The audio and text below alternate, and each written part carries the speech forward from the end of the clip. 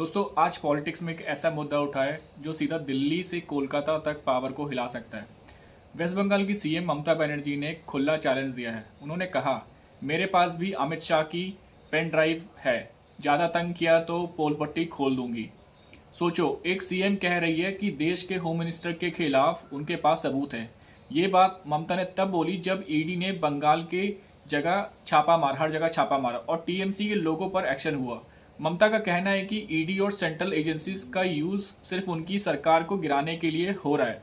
उन्होंने कहा, मुझे धमकाया जा रहा है, दबाया जा रहा है, लेकिन मैं झुकने वाली नहीं हूँ। अब यहाँ पर सबसे बड़ा स्टेटमेंट आता है, मेरे पास पेन ड्राइव है, और उनका कहना है कि इस पेन ड्राइव में ऐसे सबूत हैं जो अमित शाह और कुछ बड़े लोगों को बड़ी मुसीबत में डाल सकते हैं।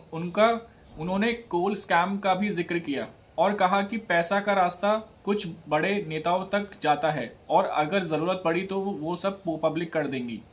अब सबसे बड़ा सवाल यही है, अगर सबूत है तो अब तक चुप क्यों? अगर नहीं तो इतना बड़ा क्लेम क्यों? क्या ये सिर्फ पॉलिटिकल प्रेशर बनाने की स्ट्रेटेजी है या सच में कोई बड़ा कुछ होने वाला है? इस स्टेटमेंट के बाद बीजेपी और टीएमसी के बीच सियासी जंग और तेज हो गई है। सोशल मीडिया पर भी लोग दो हिस्सों में बटे हुए हैं।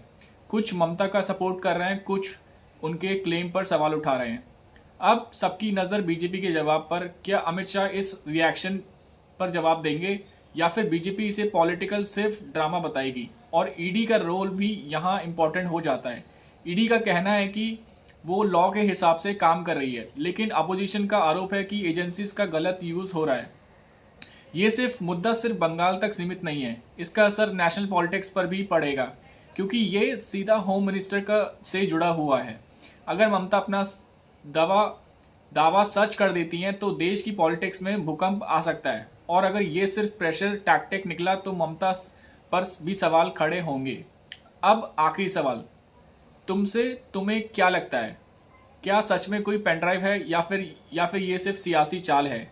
कमेंट में अपनी राय जरूर लिखिए और ऐसे ही स्ट्रॉन्ग न्यूज़ के लिए चैनल को सब्सक्राइब करना ना भूलें। धन्यवाद।